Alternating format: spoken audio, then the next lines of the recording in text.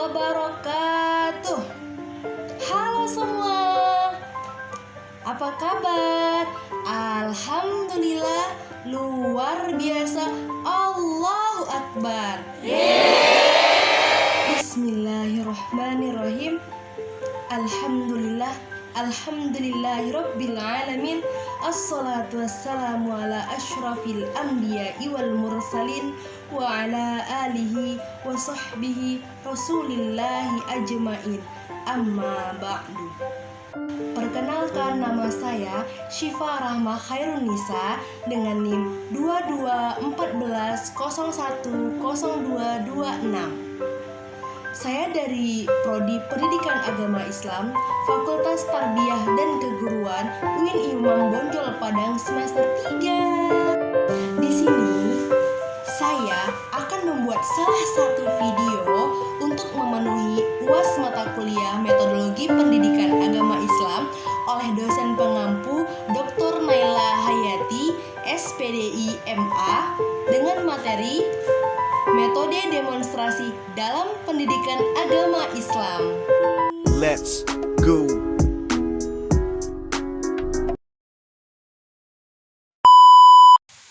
Assalamualaikum warahmatullahi wabarakatuh. Gimana kabarnya kawan-kawan semua? Masih semangat buat belajar? Baiklah kawan-kawan, sebelum kita memulai pembelajaran agar menjadi berkah pembelajaran kita pada hari ini, marilah kita membaca surah Al-Fatihah sama-sama. Bismillahirrahmanirrahim. Alhamdulillahi rabbil alamin. Ar-Rahmanir-Rahim. Maliki yaumiddin. Iyyaka na'budu wa iyyaka nasta'in. Ihdinas siratal mustaqim. Siratal ladzina an'amta 'alaihim ghairil maghdubi 'alaihim waladdallin. Amin. Baiklah kawan-kawan, semoga dengan dibacakannya ayat suci Al-Quran tadi, kita bisa belajar menjadi lebih senang dan lebih mudah memahami pembelajaran kita. Oh ya kawan-kawan, kita nih belum ada nih baca doa sebelum belajar. Yuk kita sama-sama bacanya. Bismillahirrahmanirrahim. Rabbi shrah li sadri wa yassir li amri wahlul 'uqdatam min lisani yafqahu qawli. Kawan-kawan, ada yang tahu hari ini kita akan belajar materi tentang apa? Berdoa. Ya, betul sekali. Kita hari ini akan belajar materi tentang berdoa. Ada yang tahu apa itu arti berdoa? Ya, silakan. Berdoa ialah ibadah yang agung dan amal soleh yang paling utama. Bahkan ia merupakan esensi ibadah dan substansinya. Ibnu Katsir menafsirkan, Allah berkata, beribadahlah kepadaku, yaitu berdoa kepada Allah dan mentauhidkan Allah. Kemudian Allah akan mengancam bagi mereka yang menyombongkan diri dari berdoa kepadanya. Bagi yang mentadaburi Al-Quran akan mendapati bahwa Allah telah banyak memberikan motivasi kepada hambanya untuk selalu berdoa kepadanya, merasa rendah diri, tunduk, dan mengeluh segala kebutuhan kepadanya. Dengan demikian, doa ialah perkara yang besar dan agung, sebab di dalamnya seorang hamba menampakkan bahwa ia benar-benar fakir dan butuh kepada Allah. Secara istilah, doa adalah permohonan dari seorang hamba kepada Tuhannya dengan menggunakan lafal yang dikehendaki dan dengan memenuhi ketentuan yang telah ditetapkan. Atau dia itu meminta sesuatu sesuai dengan hajatnya dan memohon perlindungan kepada Allah. Doa yang dimaksud adalah aktivitas ruhaniyah yang mengandung permohonan kepada Allah melalui lisan dan hati, menggunakan kalimat-kalimat atau pernyataan khusus, sebagaimana yang biasa tertulis dalam Al-Quran, As-Sunnah, ataupun keteladanan Nabi Shallallahu Alaihi Wasallam, dengan harapan agar doa-doa yang dimohonkan akan segera dikabulkan. Al-Quran memiliki ragam makna yang cukup kompleks. Seperti doa dalam Al-Quran ialah menunjukkan kehinaan dan kerendahan diri seseorang. Dalam Al-Quran terdapat dalam surat Al-Baqarah ayat 186 yang berbunyi, Bismillahirrahmanirrahim. Wa idza sa'alaka 'ibadi 'anni fa inni qarib ujibu da'watad da'i idza da'a falyastajibu li wal yu'minu bi la'allahum yarshudun. Yang artinya, apabila hambaku bertanya tentang aku, maka jawablah bahwa aku dekat. Aku mengabulkan permohonan orang-orang yang berdoa. Apabila ia memohon kepadaku, maka hendaklah mereka memenuhi segala perintahku, dan hendaklah mereka beriman kepadaku agar mereka selalu berada di dalam jalan kebenaran. Materi selanjutnya kita akan membahas tentang keutamaan berdoa. Banyak sangat keutamaan yang kita dapatkan ketika kita rajin berdoa kepada Allah. Berikut ini keutamaan yang bisa kita peroleh ketika kita sering berdoa. Yang pertama, keutamaan berdoa di sisi Allah melebihi dari segala keutamaan, karena ibadah ini merupakan penghubung kita dengan Allah. Dengan seringnya berinteraksi dengan Allah, maka Allah akan mempermudah segala urusan kita. Yang kedua, doa adalah senjata bagi orang-orang yang beriman. Doa adalah ibadah. Kedudukan doa dalam ibadah ialah menghadapkan hati kepada Allah dengan penuh keyakinan dan keikhlasan. Yang ketiga, doa adalah zikir kepada Allah, merupakan obat bagi jiwa, menghilangkan kesusahan dan menjauhkan manusia dari dosa. Dengan doa, manusia akan mendapatkan pengampunan Allah, sehingga jiwanya lebih tenang dan damai.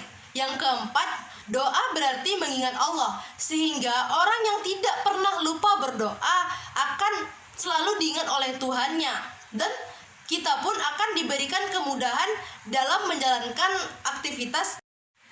Berdasarkan keutamaan-keutamaan berdoa tadi, menurut Syekh Sayyid Tantawi, dia itu mengelompokkan berdoa ini terbagi menjadi 3 poin. Yang pertama adalah doa bertujuan untuk menunjukkan keagungan Allah kepada hambanya yang lemah. Seorang hamba yang berdoa pasti menyadari bahwa hanyalah Allah yang bisa memberikan nikmat kepadanya, mewujudkan harapannya, dan menerima taubatnya. Sebagaimana Quran surat An-Naml ayat 62 yang berarti, bukankah Dia Allah yang memperkenankan doa orang dalam kesulitan apabila dia berdoa kepadanya, yang menghilangkan kesusahan dan yang menjadikanmu manusia sebagai khalifah di muka bumi ini?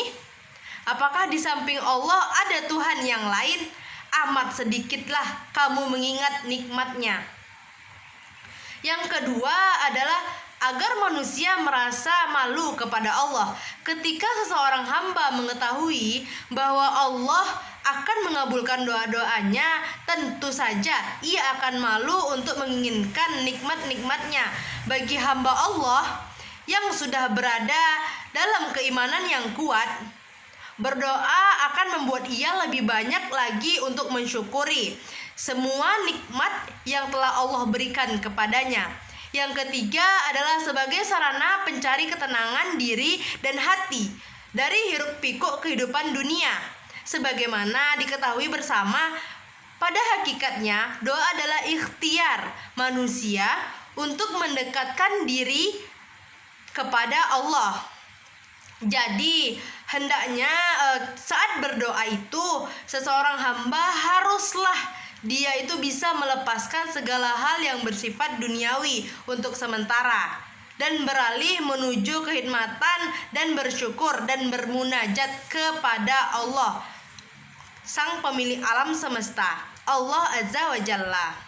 Saat berdoa, pada hakikatnya seorang hamba sedang berkomunikasi langsung kepada penciptanya, sehingga ia bisa mengadukan segala hal kepada Allah agar hatinya bisa tenang.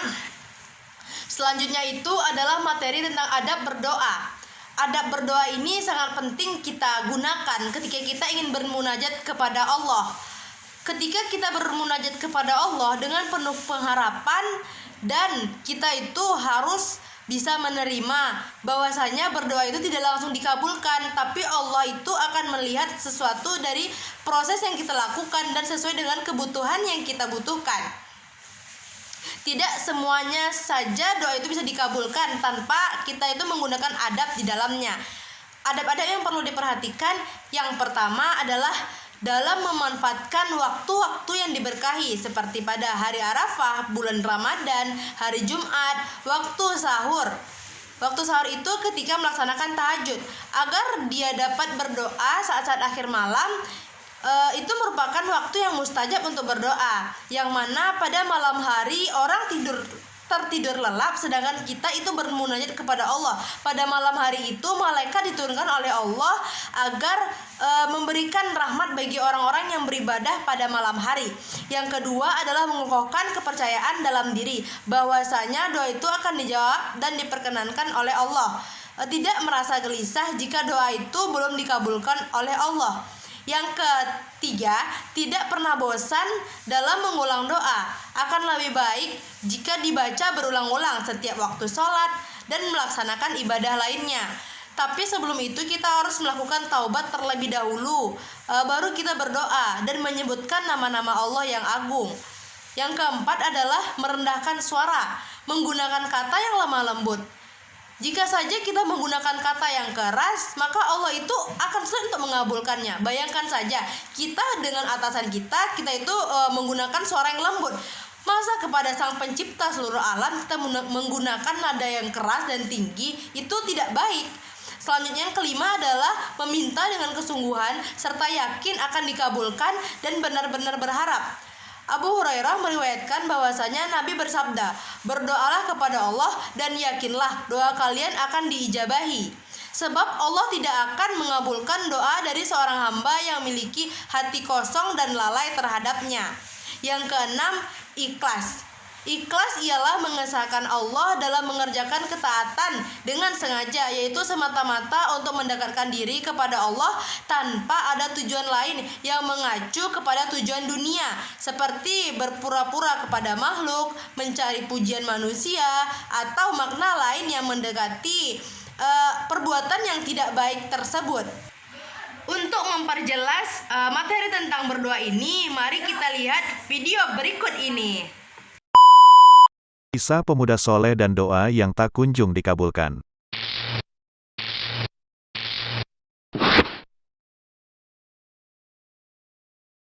Ada seorang pemuda yang soleh dan rajin beribadah kepada Allah.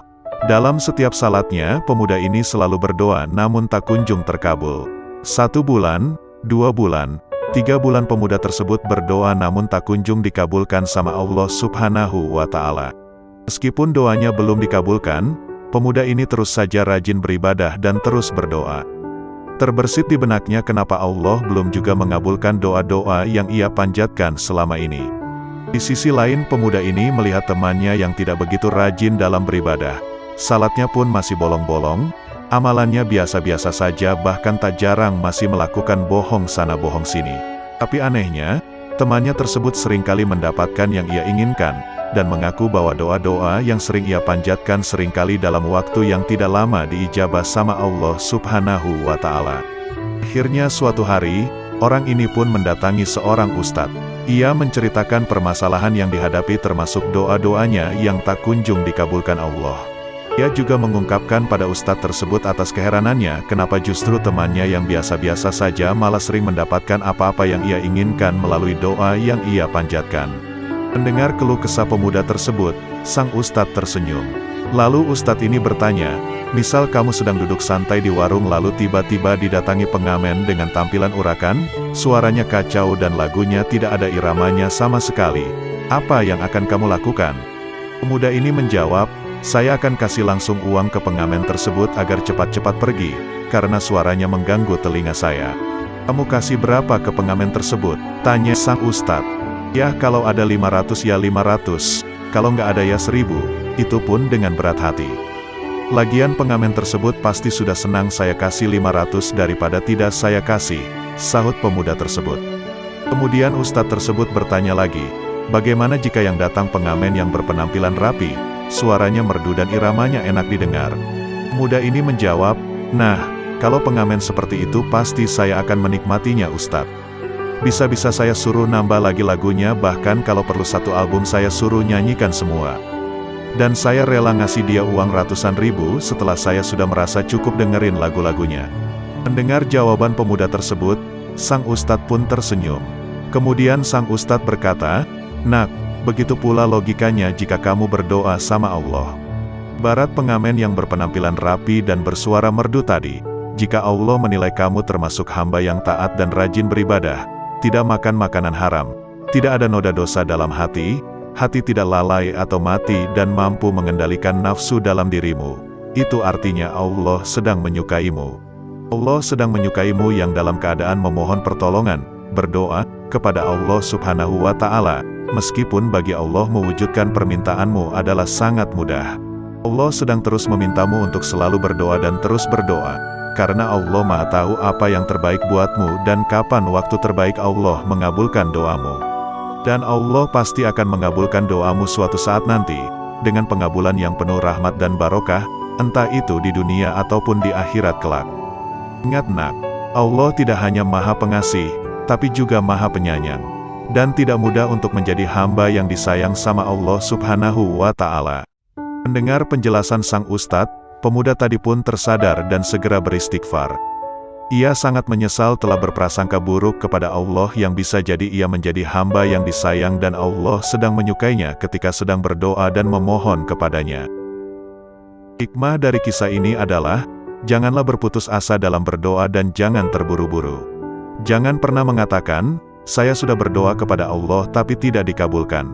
Itu berarti telah berprasangka buruk kepada Allah subhanahu wa ta'ala. Jika doa kita lama dan tidak kunjung dikabulkan sama Allah, maka kita harus beristighfar dan mengoreksi diri. Mungkin ada syarat dan ketentuan doa yang belum kita sempurnakan atau boleh jadi masih ada perbuatan-perbuatan kita yang menjadi penghalang terkabulnya doa. Selama kita menjadi hamba yang bertakwa kepada Allah, berusaha menjalani perintahnya dan menjauhi larangan-larangannya termasuk tidak makan makanan haram, bertaubat nasuha, hati yang senantiasa mengingat Allah dan mampu mengendalikan nafsu dalam diri kita, maka yakinlah doa-doa kita suatu saat pasti akan dikabulkan sama Allah subhanahu wa ta'ala. Wallahu a'lam bishawab.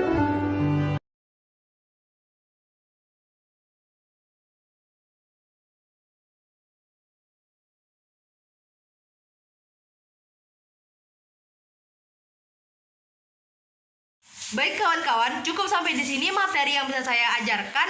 Lebih dan kurang saya mohon maaf. Untuk menutup pembelajaran ini, marilah sama-sama kita membaca doa kafaratul majelis. Subhanakallahumma wa bihamdika asyhadu an la ilaha illa anta astaghfiruka wa atubu ilaik, dan mengucapkan alhamdulillahi rabbil alamin. Dadah. Terima kasih. Subscribe to my channel.